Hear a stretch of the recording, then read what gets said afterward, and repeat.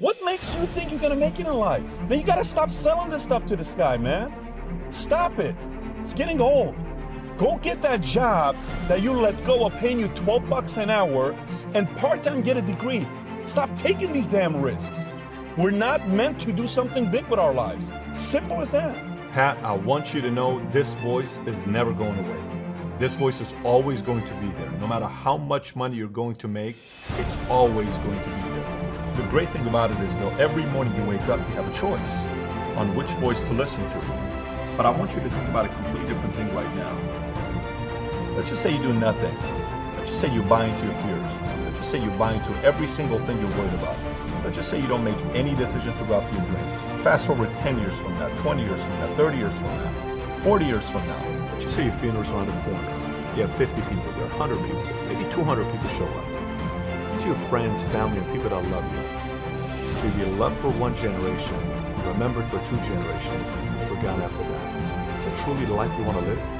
Is that really what you want to do? I don't know if that's the life you really want to live. You see, what I've noticed is, no matter what you ever do, you'll have a lot of lonely times. You can lie to your family, you can lie to your friends, you can fool the world into realizing that why you didn't win was because of some challenge that you had to face. But there's one person you can never lie to, and that is the man in the mirror. You can never lie to the man in the mirror. Never. For the rest of your life, the man in the mirror is going to look back at you and say, you did not choose to go after your dreams. And you have to be okay with that. Now, what I would like to encourage you to do is to make the right choice. I encourage you to face your fears and pursue your dreams.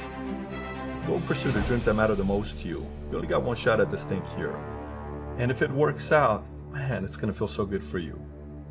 And if it doesn't, at least you had the courage to make that decision. I hope you make the right choice. Sometimes defeat is the best beginning. Why? Well, for one, if you're at the very bottom, there's only one way to go: up. But more importantly, if you're flat on your back mentally and financially, you'll usually become sufficiently disgusted to reach way down deep inside yourself and pull out miracles. Pull out talents and pull out abilities and pull out desires and determination. When you're flat broke or flat miserable, you'll eventually become so disgusted that you'll pull out the basic essentials required to make everything better. And it's in the face of adversity that things begin to change, that you begin to change. With enough disgust, desire, and determination to change your life, you'll start saying, I've had it. Enough of this, no more, never again. Here's where the miracle begins. I've had it. Enough, no more, never again. These words and these thoughts really rattle the power of time and fate and circumstances. And these 3 things, time and fate and circumstances, all get together and say, we can see that we have no power here. We're facing some major resolve. This guy's not going to give up. He's had it. He's done with all this nonsense. We better step aside and let this guy get by. Resolve. Inspiration through disgust. But a lot of people don't change themselves. They wait for change. Circumstances to change, the government to change, life to change. What'll that do? Not much.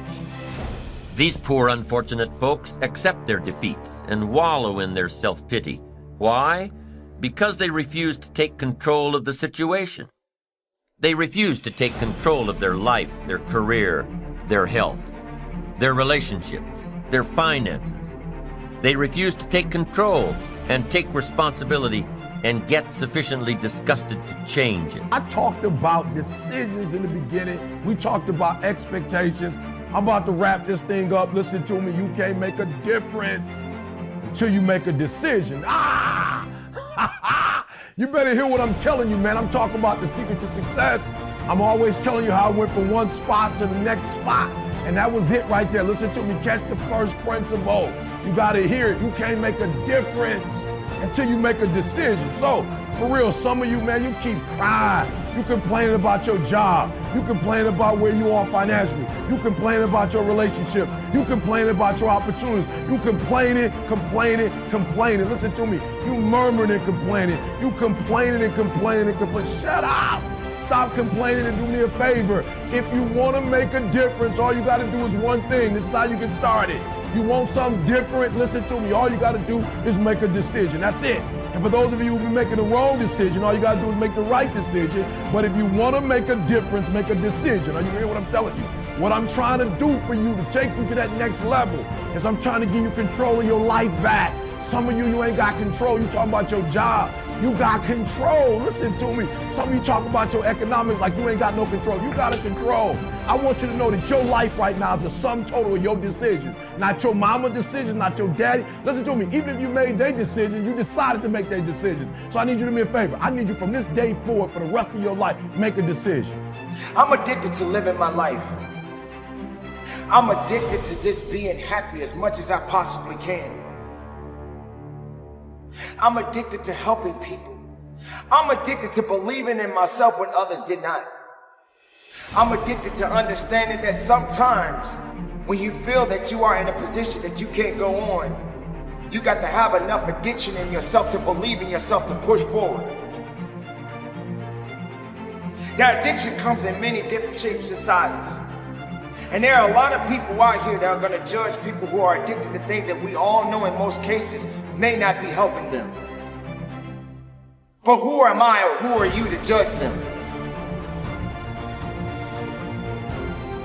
There are many people in the world right now that are suffering from many different things that you and I would never understand. But we're not here to judge, we're here to encourage. I'm here to let you know if you are suffering from something right now and it's hurting you and it's putting you down and putting you in a position where you feel that you can't go on, don't let this addiction destroy your purpose in this world. Be addicted about being powerful. Be addicted about being passionate. Be addicted about being passionate about what you believe in. Be addicted in doing the things that are going to make you better as a human being. No one said it was going to be easy. So if you're going to get addicted on being better. Find the right reasons, find the right purpose, find the right path and go towards it. Because every day, as long as you're waking up out of that bed and that sun is shining on your face, it gives you an opportunity to be unique. It gives you an opportunity to feel good about life. Be grateful. Be happy. But if you're going to be addicted of getting yourself out of that situation. Be addicted on trying to do something better with your life. Preserve your life. Reserve your life because it's yours.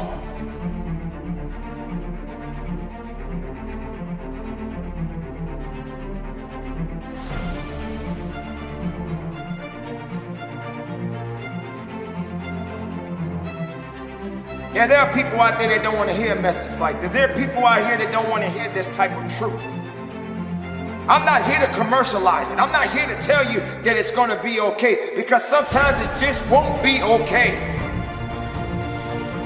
Sometimes you just got to struggle just a little bit and go through the circumstances that you're going through. But that doesn't mean that you got to go through it and stay in a position that is hurting you and not making you better. So when someone says to you, who are you? You are all that is, has been, and ever can be, having an experience. What you call yourself, if you meet someone and people say, well, who are you? They'll give you their name, they'll give you their job, they might give you their family background, their family history, where they went to school. That's what they're saying they are. Who are you? But that's just what they've experienced. Who am I? All that is, has been, and ever can be, having an experience called David Icke. Very brief, very interesting. The point of attention that I am is an expression of the same consciousness that the point of attention that you are is. And the same with all of us. So racism and all these isms and all these divisions, not only undesirable, they are confirmation that those that go down that road are utterly clueless about the nature of reality and the nature of who they really are. And I see anti-racists who are utterly obsessed with race when it's just a brief experience. That's all it is. You are what is having the experience. And when that penny drops and this, as a result, opens, game over. If you look at any great master, they were monomaniacally focused on going deep around one thing. Khalil Gibran wrote one of my favorite books, The Prophet. I heard he carried it around with him for 5 years to get every single word right. That's a craftsperson. You know, when you look at the great athletes, I recently was in San Francisco and I watched Steph Curry play. Steph Curry was fluid like a ballerina on the court. You know, I have NBA superstars coming to my live events. And when I watch them, they are so focused on going deep around their skill versus being all things to everyone. Third mentality of mastery is the leader versus victim mentality. And if you've read The Leader Who Had No Title, you know I talk about it a lot. But you have a choice when you go to work every day. When you show up in business every day, you have a choice. You can be a victim or you can be a leader. You can't be both. And what's the hallmark of a victim? Well, you give away your power. You say, well, I'm not the boss. I don't need to bring on my A game today. Or I went through a divorce 10 years ago and I'm going to blame my ex-spouse and give away my power and be a bitter person versus an optimistic leader. That's what victims do. They say, well, I'm resigned to average. Why should I take the time to read a book, to build a friendship, to transcend a fear? Why should I do that? That's how victims think. They use words like, I hate and I can't and that would never work. And they love to criticize because every victim was once a dreamer who got hurt.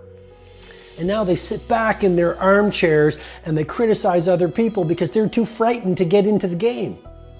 So you can be a victim not only in your work, but in your life, or you can be a leader. And as you know, you can lead without a title, right? I have seen janitors behave like leaders. I have seen taxi drivers bring on their A game. I have seen so-called ordinary people running so-called ordinary jobs with a sparkle in their eye. And they work with love. They work with attention to detail. They work like their work is the most important work in the world. I mean, I remember grade 5 Cora Greenaway. You know, celebrate your mentors. And I was in grade 5 and really no one thought I would amount to very much. I was really dismissed by a lot of people. And Cora Greenaway, my grade 5 history teacher, saw something in me that very few people saw. She saw the early sparks of some kind of a talent. And because she cared, and because she was a leader as a school teacher, she spent time with me. She stayed late with me. She encouraged me versus dismissed me. And here it is all these years later, and deep in my heart, right at my core, I still feel not only appreciation, but love for that school teacher when I was in grade 5 with the glasses named Cora Greenaway. Which brings me to the fourth mentality of mastery that I want to share with you in this session. The future versus past mentality. The target that shapes you, here's what's different about people. We have the same needs, but are you a certainty freak? Is that what you value most, or uncertainty? This man here couldn't be a certainty freak if he climbed through those caves. Are you driven by significance or love? We all need all six, but whatever your lead system is tilts you in a different direction. And as you move in a direction, you have a destination or destiny. The second piece is the map. Think of that as the operating system tells you how to get there. And some people's map is, I'm gonna save lives even if I die for other people, and they're a fireman. Somebody else says, I'm gonna kill people to do it. They're trying to meet the same needs of significance, right? They want to honor God or honor their family, but they have a different map. And there are 7 different beliefs. I can't go through them because I'm done. The last piece is emotion. I say one of the parts of the map is like time. Some people's idea of a long time is 100 years. Somebody else says is 3 seconds, which is what I have. And the last one I've already mentioned that felt you. If you got a target and you got a map, and let's say I can't use Google because I love Macs, and they haven't made it good for Macs yet. So if you use MapQuest, how many have made this fatal mistake of using MapQuest at some time? Use this thing and you don't get there. Well, imagine if your beliefs guarantee you can never get to where you want to go. The last thing is emotion. Now, here's what I'll tell you about emotion. There are 6,000 emotions that we all have words for in the English language, which is just a linguistic representation, right? It changes by language. But if your dominant emotions, when I have more time, I have 20,000 people or 1,000, and I have them write down all the emotions that they experience in an average week. And I give them as long as they need. And on one side, they write empowering emotions, the other is disempowering. Guess how many emotions people experience? Less than 12. And half of those make them feel like, so they got 5 or 6 good frickin' feelings, right? It's like they feel happy, excited, oh shit, frustrated, overwhelmed, depressed. How many of you know somebody who no matter what happens finds a way to get pissed off? Or no matter what happens, they find a way to be happy or excited? How many know somebody like this? Come on. When 9/11 happened, and I'll finish with this, I was in Hawaii. I was with 2,000 people from 45 countries. We were translating 4 languages simultaneously for a program that I was conducting for a week. The night before was called Emotional Mastery. I got up, had no plan for this, and I said, we had all this fireworks, I do crazy fun stuff. And then at the end I stopped, and I had this plan I was gonna say, but I never do what I'm gonna say. And all of a sudden I said, when do people really start to live? When they face death. And then I went through this whole thing about if you were gonna get off this island, if 9 days from now you were gonna die, who would you call, what would you say, what would you do? One woman, well that night is when 9/11 happened. One woman had come to the seminar, and when she came there, her previous boyfriend had been kidnapped and murdered. Her friend, or her new boyfriend, wanted to marry her, and she said no. He said, if you leave and go to that Hawaii thing, it's over with us. She said it's over. When I finished that night, she called him and left a message, true story, at the top of the World Trade Center where he worked, saying, honey, I love you. I just want you to know, I want to marry you. It was stupid of me. She was asleep, because it was 3 a.m. for us, when he called her back from the top and said, honey, I can't tell you what this means. He said, I don't know how to tell you this, but you give me the greatest gift, because I'm going to die. And she played the recording for us in the room. She was on Larry King later. And he said, you're probably wondering how on earth this could happen to you twice. And he said, all I can say to you is, this must be God's message to you, honey. From now on, every day, give your all, love your all. Don't let anything ever stop you. She finishes, and a man stands up and he says, I'm from Pakistan, I'm a Muslim. I'd love to hold your hand and say I'm sorry, but frankly, this is retribution.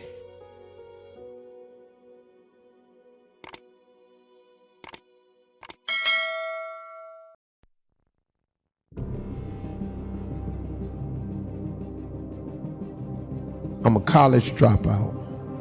I was homeless, lived in a car for 3 years.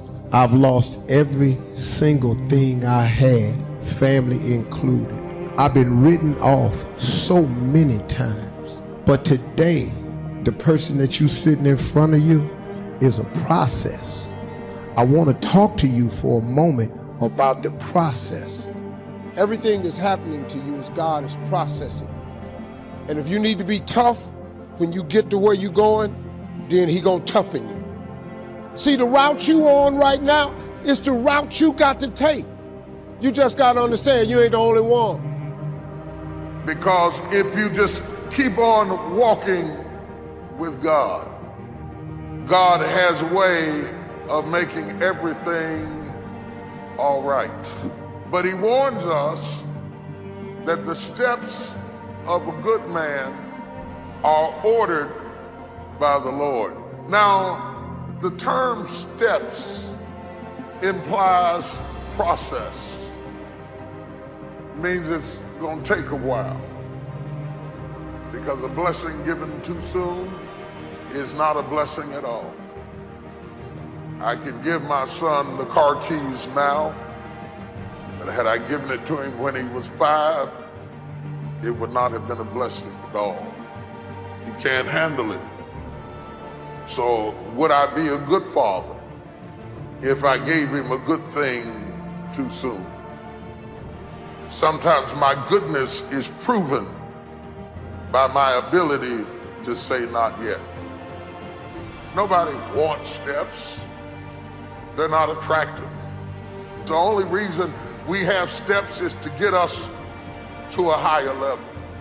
If there were a way to get upstairs without going upstairs, we would take it. But if you don't have the $60,000, $70,000 it takes to put an elevator in your house, then guess what? You go up the steps. I take them one at a time now. I used to take 2 and 3 at a time. I ran up the steps. I ignored the steps. They were no problem when I was younger. No, went up the steps fast. I ran up them until I tripped on them. Excuse me, step aside, move to the right. I gotta go. I run up the steps until I fell on the steps. And I learned respect for the process. Go through the process. I prayed to abort the process. I prayed to speed it up. I prayed that I wouldn't have to endure some things that he wanted me to endure. I was working on the destination, but he was working on me. If I wanted to really destroy you right now, real fast, real quick, I would give you my life right now and all that goes with it and all the 300 and so employees of my little company. I would give it all to you right now in a flash, and say, there, it's yours, take it. You know why that would be criminal? I didn't give you the struggle and the strife and the experience and the pain that created it. You wouldn't be able to handle it. You wouldn't be able to stand it. It would be murderous to win too soon. And there is something to be respected about process. The process, the little steps that make a mile. It is not the destination. It is the things you learn along the way. It is the people who beguiled you and tricked you that make you wiser. Wisdom is made out of the stupid things you did before you got it. Don't miss it. That process is invaluable to you getting there. Does that mean that you have to be my age before you get there? Absolutely not. But it does mean that you don't go from thinking a thought to producing an idea without pain no more than a woman goes from having sex to getting up in the morning with a baby in her arms. The gestation period is critical. Gestation creates formation. I wonder if you're upset about something now that later on you're going to realize it had to happen to get you to your destiny. It wasn't fair, but God used it to connect the dots. You can't see what God is up to, but later on you're going to understand. A disappointment today, a betrayal, you may not see how that works out for your good until years down the road. What's interesting is every time we got close to the end, all of a sudden that piece that I was so sure was a mistake would fit perfectly into place. You may have some pieces in your life that don't make sense. Why did that person walk out of a relationship? By itself, that piece doesn't fit. You have to wait for the other pieces to come together. God is in the process of connecting the dots in your life. Trust Him when the piece doesn't make sense. When God designed the plan for your life, He didn't accidentally put in a wrong piece. He didn't leave something out. You have been fearfully and wonderfully made. Everything is serving His plan. He never said, you're going to understand everything. It's all going to make sense. He said, my ways are not your ways. You have to trust Him when you don't understand. God is working behind the scenes in your life right now. Just because you don't see anything happening doesn't mean God is not working. It's just a matter of time before your appointing shows up. Too often we have the anointing, but we get discouraged by the process. We don't like when we're not making progress, not being treated right. When you're tempted to give up, you have to remind yourself it's all a part of the process. Don't run away from the process. The process is not working against you, it's working for you. It's getting you prepared. Don't let disappointments talk you out of it. Don't let delays convince you it's not going to happen. You've come too far to stop now. Keep your joy in tough times. When life throws you a curve, it's taking longer than you thought, remind yourself it's only temporary. Don't fall into self-pity. Keep looking forward. The joy is coming. The dream is coming. The breakthrough is on the way. Don't get discouraged thinking that you're falling behind. I should be much further ahead. My friends, my colleagues, they've all passed me up. Don't worry, your time is coming. God knows how to make up for lost time. He can propel you where you could not go on your own. Your environment doesn't determine your destiny. When it's your time, when you've gone through the preparation process, get ready to be propelled. Don't quit being your best because you're not where you thought you would be. They got married, you're still single.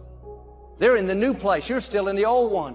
Keep doing the right thing. Your appointing is coming. You're going to come to the place where God says, all right, you're prepared. You've done your part. Now let me do my part. Let me propel you into your purpose.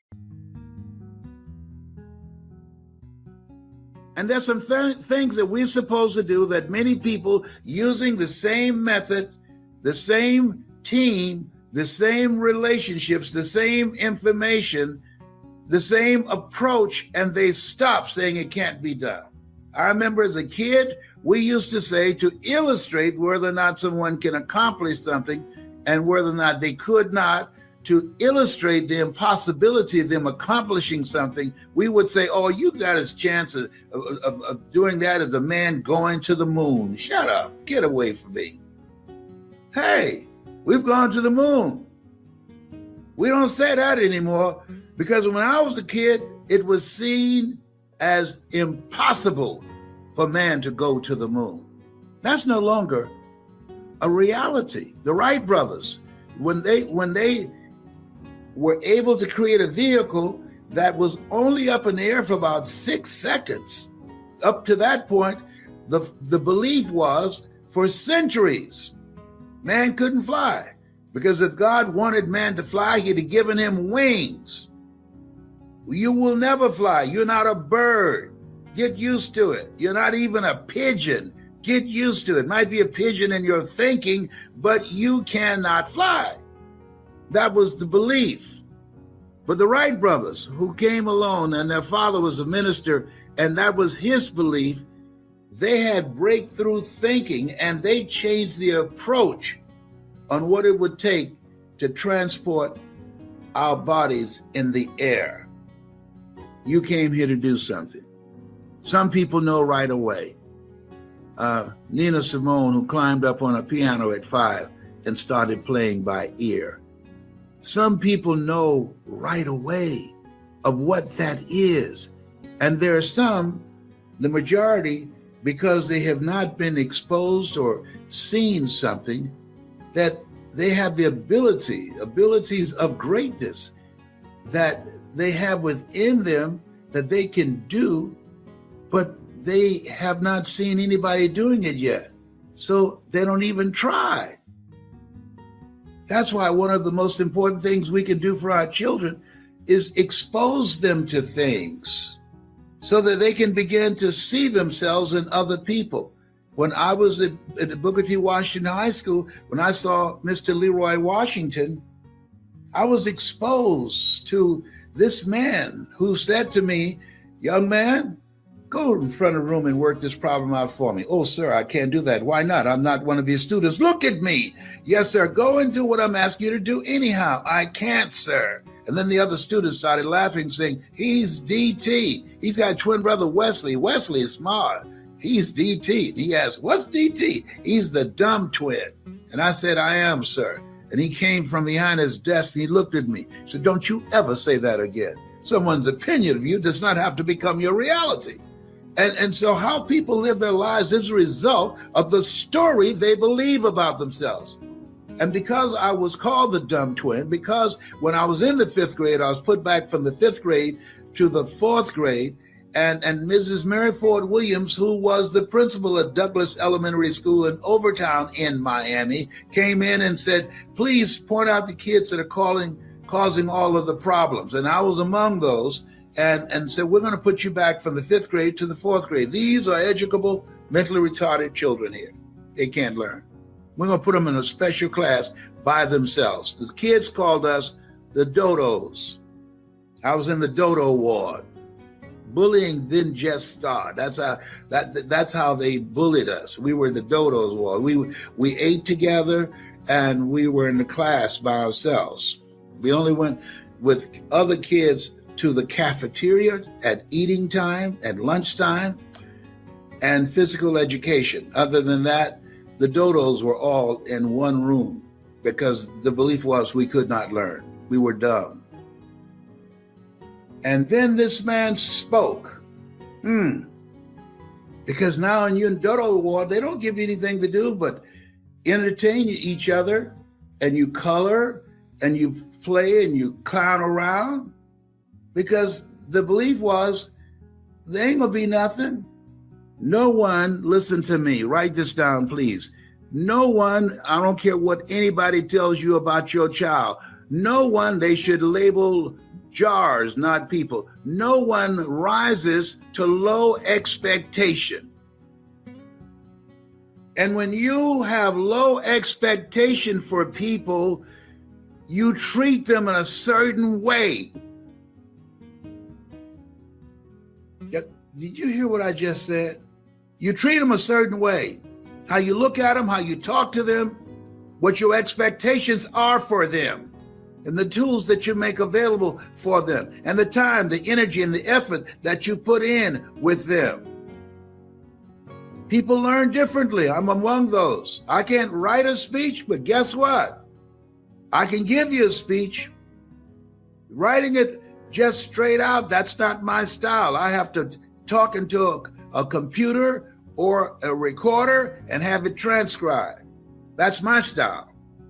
Everybody have their own style of how they approach this thing called life. And with the help of a Mike Williams, I went from just speaking and clowning in class and speaking at churches and elementary schools and high school to speaking at major corporations around the world. What happened? Same speaker, same person, but I met someone that showed me, here's how you can have a breakthrough in your ability with that gift of gab that you use when you're playing a card game called Bid Whist. Oh, you've never been to Boston, I'll take you there. That same personality that you use when you're playing cards and when you're playing chess. Oh, the game at first, it was called Hess, but my middle name is Calvin. And so they put C in front of H-E-S-S after me. So that same personality, he took this person that you see now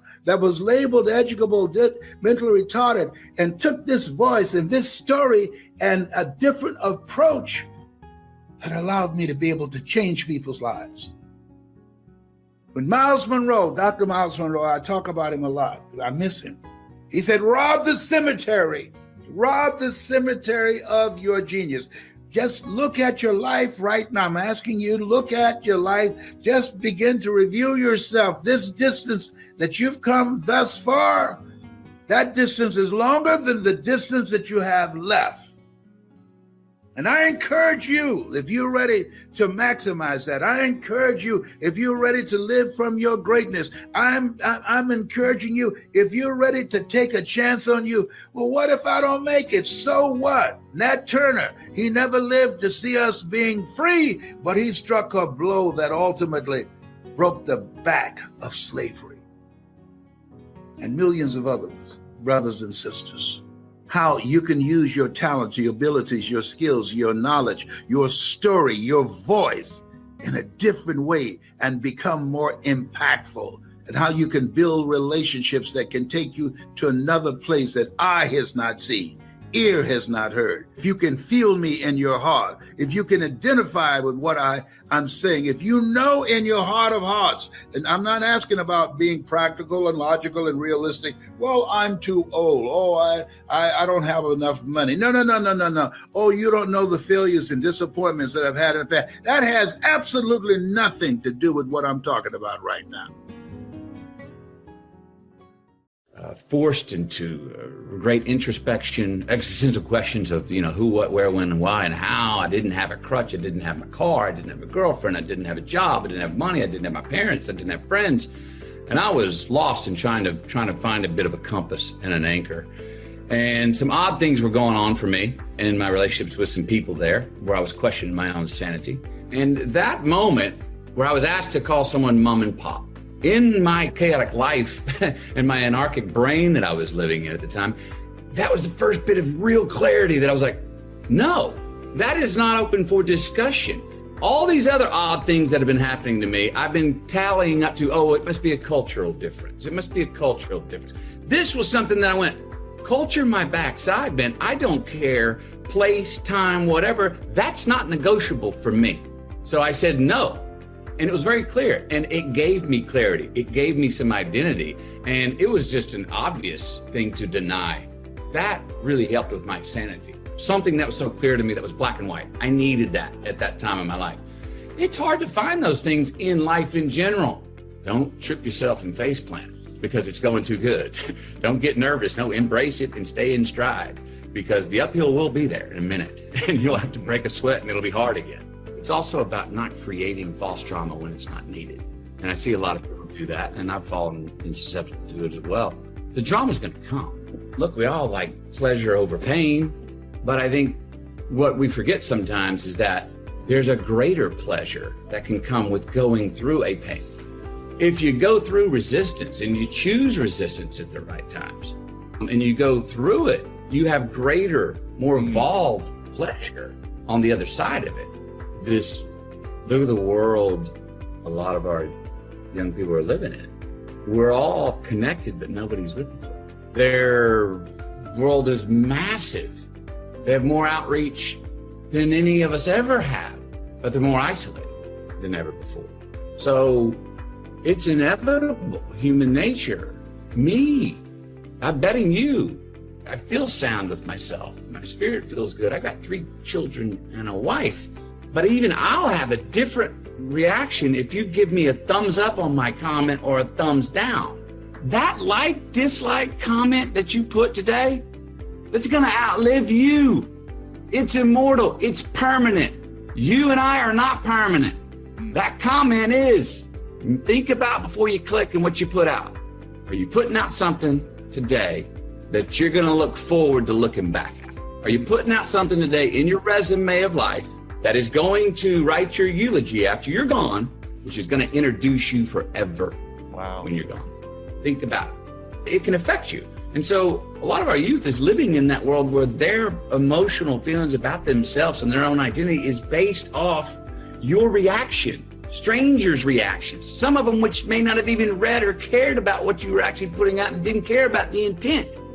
And that can affect you. There's a responsibility to that world that millennials live in it. They need to edit and govern back themselves with what they allow themselves to be out there. Proverbial naked they are, just like I'm sharing it all with the world. I'm sending it out to a bunch of strangers, and they're going to come back to me and let me know who I am.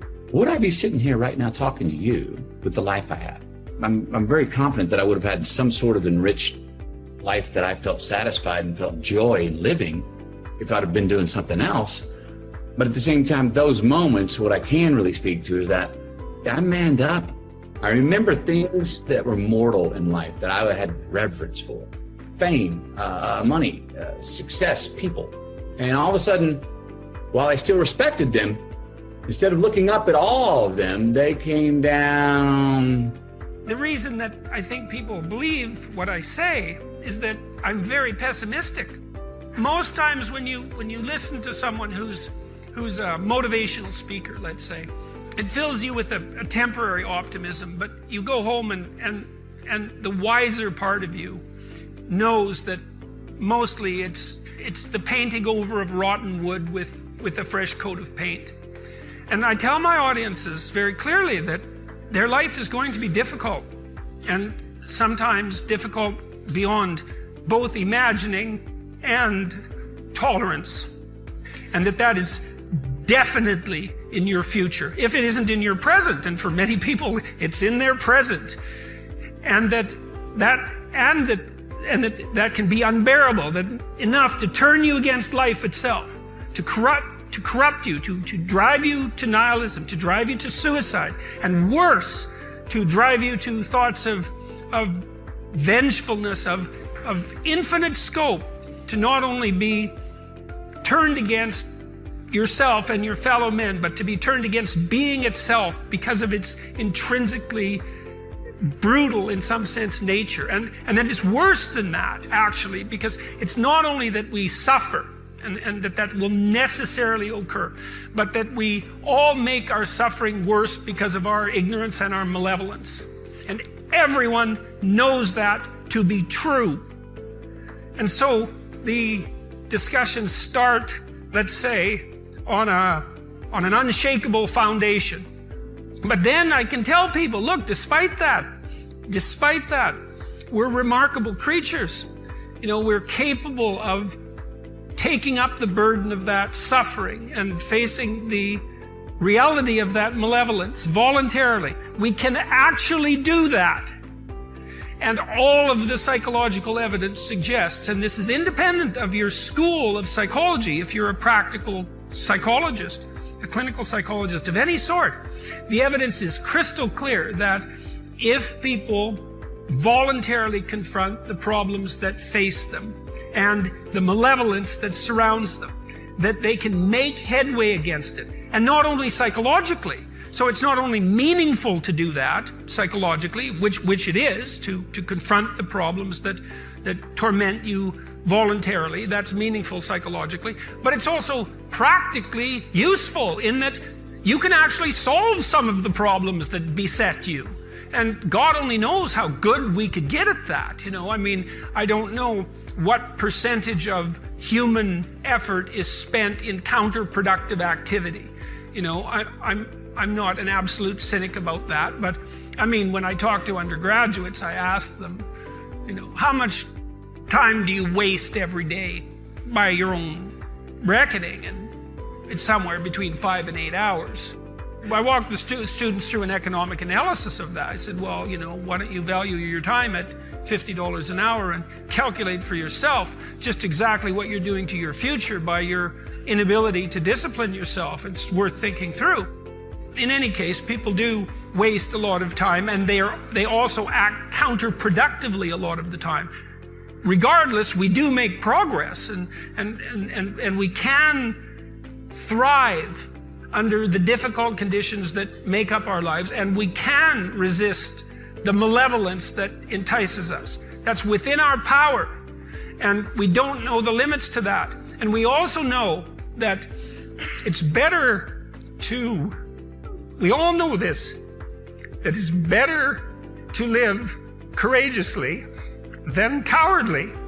And you can tell that too, because that's also what you tell people that you love. And we know that you should pick up your damn responsibility and move forward.